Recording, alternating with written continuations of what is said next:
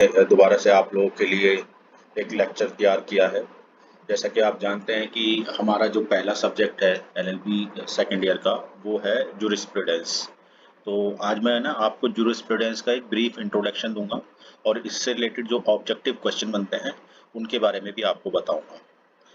तो जूरिस्प्रूडेंस को विधि शास्त्र कहते हैं। जूरिस्प्रूडेंस क्या है और इसको समझना इतना महत्वपूर्ण क्यों है? विधि शास्त्र, जूरिस्प्रूडेंस शब्द लैटिन भाषा के दो शब्दों जूरिस और प्रूडेंसिया से मिलकर बना है। जूरिस्प्रूडेंस विधि शास्त्र क्या है और इसको समझना इतना महत्वपूर्ण क्यों है? तो जूरी शब्द का अर्थ होता है विधि, जबकि प्रूडेंसिया शब्द का अर्थ होता है ज्ञान। इस प्रकार से हम कह सकते हैं कि विधि शास्त्र, जूरिस्प्रूडेंस का अर्थ विधि का ज्ञान है। सबसे पहले इसका अध्ययन रोमन से प्रारंभ हुआ था। Definition of jurisprudence.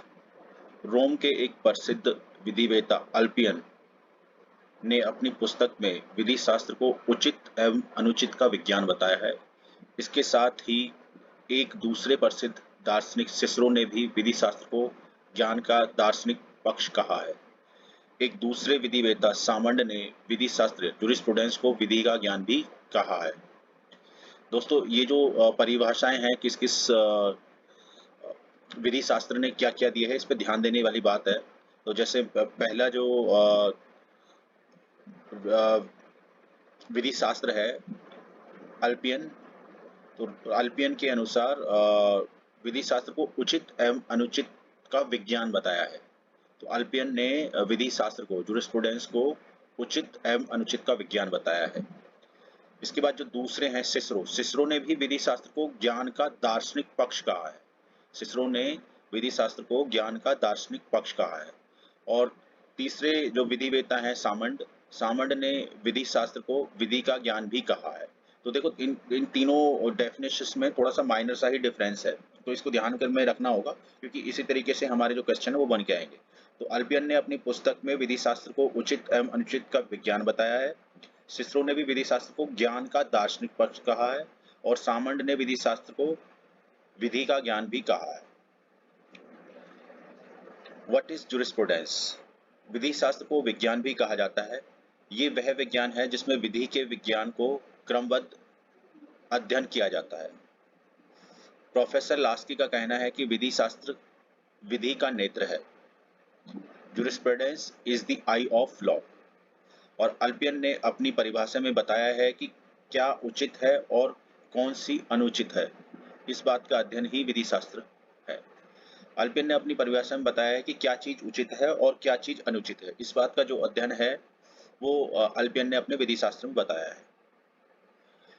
अब विधि शास्त्र से रिलेटेड कुछ जनरल डेफिनेशंस हैं, उनके बारे में भी आप समझ लीजिए। विधि शास्त्र को अलग अलग समय काल में अलग अलग स्वरूप में देखा गया है, इसलिए न्याय शास्त्र की कोई सार्वभौमिक परिभाषा नहीं है। न्याय शास्त्र की कोई सार्वभौमिक या समान परिभाषा नहीं है। इसका एक कारण यह भी है कि दुनिया भर में अलग अलग लोगों की अलग अलग विचारधाराएं होती हैं। इस तरह से हम ये कह सकते हैं कि विधि शास्त्र एक बहुत विस्तृत विषय है। प्रसिद्ध रोमन विधिवेत्ता उल्पियन की परिभाषा के अनुसार मानव और दिव्य चीजों का अवलोकन, न्यायपूर्ण और अन्यायपूर्ण का ज्ञान ही विधि शास्त्र है।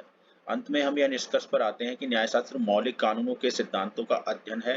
न्यायशास्त्र कानून को अर्थशास्त्र, मनोविज्ञान और राजनीतिक जैसे अन्य क्षेत्रों से जोड़ता है तथा न्यायशास्त्र के बिना कानून को प्रभावी रूप से लागू करना संभव नहीं है।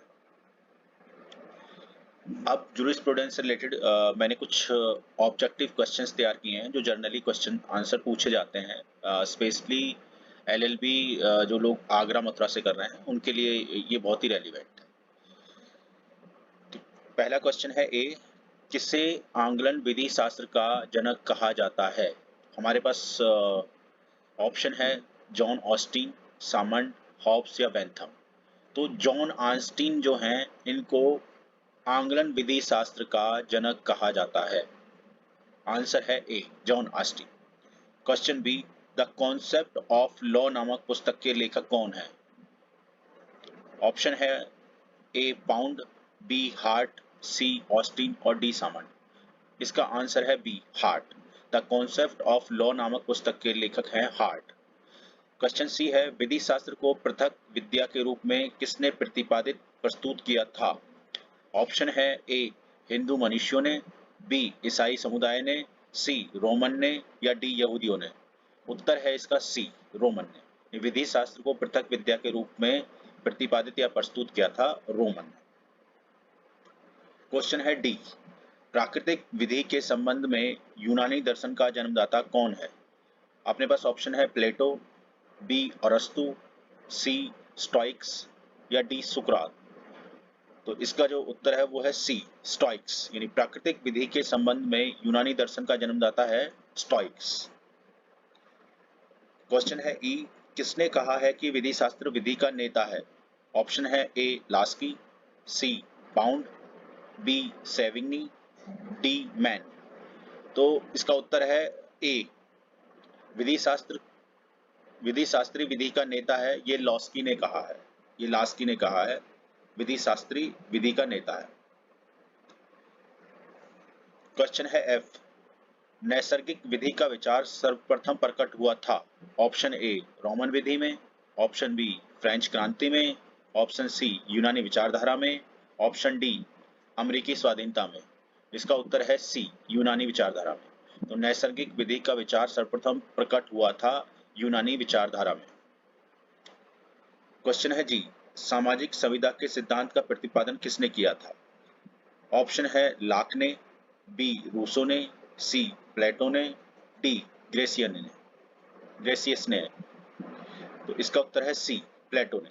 सामाजिक संविदा के सिद्धांत का प्रतिपादन प्लेटो ने किया था। क्वेश्चन है एच, कुछ समुदायों का विशिष्ट लक्षण है कि वे विधि का विकास परिकल्पना, साम्य तथा विधायन के माध्यम से करते हैं। यह कथन संबंधित है किससे? ऑप्शन ए आदिम समाजों से, ऑप्शन बी स्थिर समाजों से, ऑप्शन सी प्रगतिशील समाजों से, ऑप्शन डी गतिशील समाजों से। तो इसका उत्तर है सी प्रगतिशील समाजों से। क्वेश्चन है आई, निम्नलिखित विधि शास्त्र की शाखाओं में से किसमें स्टोइक दर्शन ने अपनी अभिव्यक्ति पाई है? ऑप्शन है आज्ञात्मक शाखा, ऑप्शन बी नैसर्गिक शाखा, ऑप्शन सी समाजशास्त्रीय शाखा, ऑप्शन डी ऐतिहासिक शाखा। तो इसका उत्तर है बी नैसर्गिक शाखा।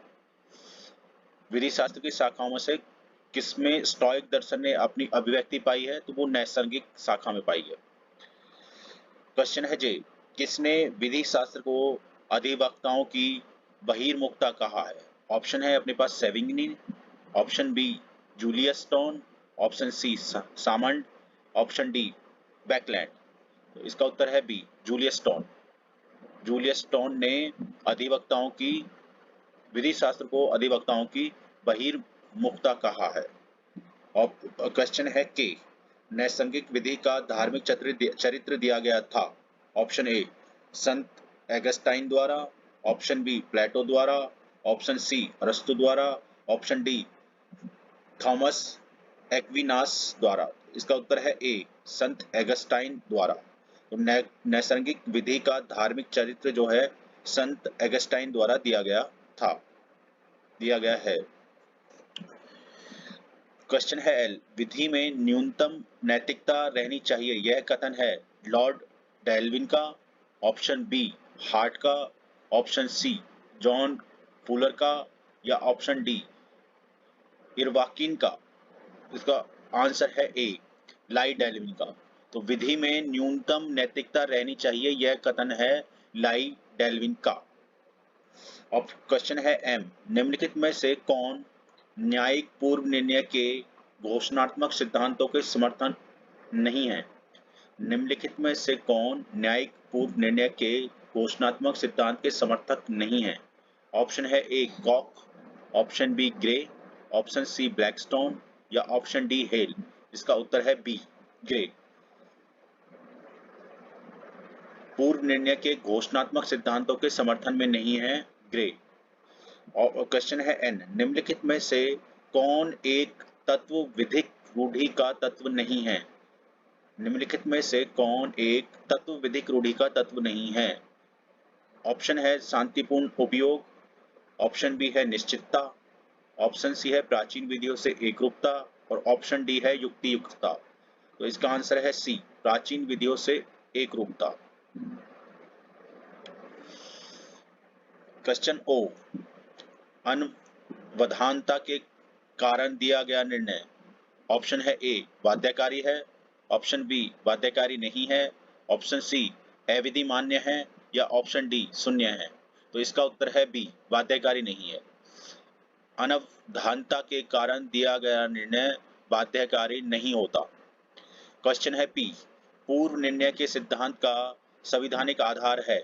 ऑप्शन ए, संविधान का अनुच्छेद 141, ऑप्शन बी, संविधान का अनुच्छेद 12, ऑप्शन सी, संविधान का अनुच्छेद 136, ऑप्शन डी, संविधान का अनुच्छेद 14। तो इसका उत्तर है ऑप्शन ए, संविधान का अनुच्छेद 141।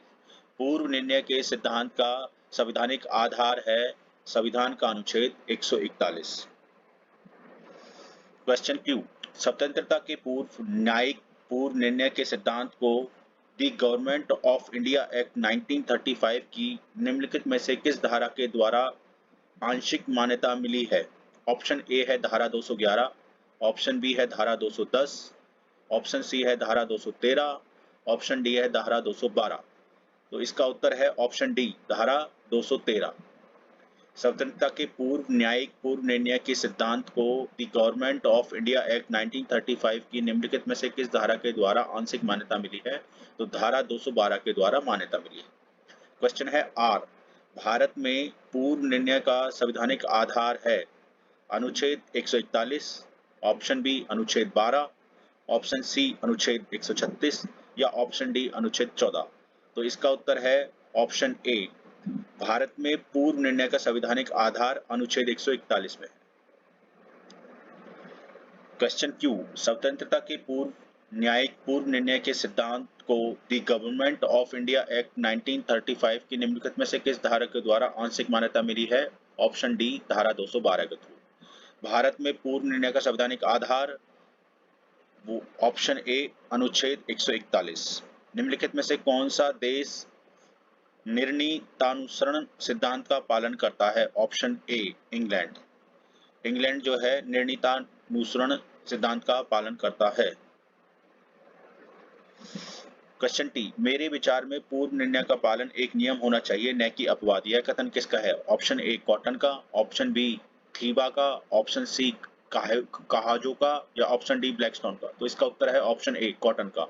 मेरे विचार में पूर्व निर्णय का पालन एक नियम होना चाहिए न कि अपवाद, यह कथन कॉटन का है। क्वेश्चन यू, विधि के स्रोत की विवेचना करते हुए निम्नलिखित में से कौन कहता है कि न्यायालय संविधि के मृत शब्दों में जीवन फूंकने का कार्य करता है। ऑप्शन ए, ग्रे कहता है, option B, Salmond, option C, Austin, या ऑप्शन डी, हॉलैंड। इसका उत्तर है option A, Gray.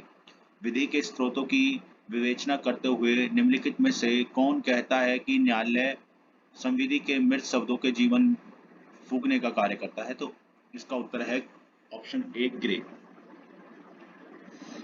Question U, विधि के स्रोत की विवेचना करते हुए निम्नलिखित में से कौन कहता है कि न्यायालय संविदा की मृत शब्दों में जीवन फूंकने का कार्य करता है। ऑप्शन ए, ग्रे कहता है। क्वेश्चन है बी, रूढ़ि वास्तविक विधि का एक लक्षण है, उसकी उत्पत्ति का आधार किसने कहा था। रूढ़ि वास्तविक विधि का एक लक्षण है, उसकी उत्पत्ति का आधार है, किसने कहा था। ऑप्शन ए, मैग्नी ने, ऑप्शन बी, ऑस्टिन ने, ऑप्शन सी, बेंथमे ने, ऑप्शन डी, साइमंड ने। तो इसका उत्तर है ऑप्शन ए, मैग्नी ने। Question W, theory of legislation लिखी है। ऑप्शन ए, HLA हार्ट ने, ऑप्शन बी, W फीडमन ने, ऑप्शन सी, जेरेमी बेंथम ने, ऑप्शन डी, जूलियस स्टोन ने। तो इसका उत्तर है सी, जेरेमी बेंथम ने। थ्योरी ऑफ लेजिस्लेशन लिखी है जेरेमी बेंथम ने।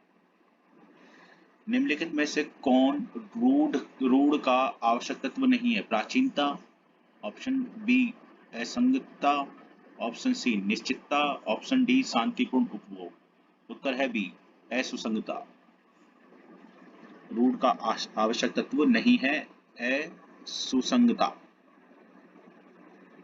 क्वेश्चन वाई, न्यायाधीश केवल विधि की खोज ही नहीं करते बल्कि ये विधि का निर्माण भी करते हैं। इस विचार के समर्थक हैं option A, Gray, option B, Salmond, option C, Harland, option D, अरस्तू। तो इसका उत्तर है ऑप्शन ए, ग्रे। न्यायाधीश केवल विधि की खोज नहीं करता है बल्कि विधि का निर्माण भी करता है। ये ग्रे के विचार हैं, ग्रे इसके समर्थक थे।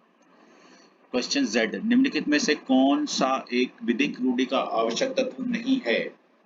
ऑप्शन ए मौलिकता, ऑप्शन बी निरंतरता, ऑप्शन सी संगतता, ऑप्शन डी निश्चितता। इसका उत्तर है मौलिकता, ऑप्शन ए। ऑप्शन ए विधिक रूढ़ि का आवश्यक तत्व नहीं है। तो गाइज आज हमने जूरिस्प्रूडेंस की जो डेफिनेशन है, उसका जो अर्थ है और उससे रिलेटेड जो कुछ क्वेश्चन है ऑब्जेक्टिव टाइप के, वो मैंने आज आपको क्लियर कर दिए हैं। आप इसको 2 बार या 3 बार अगर इस वीडियो को देखेंगे तो आपको ये समझ में आ जाएगी। Thank you so much.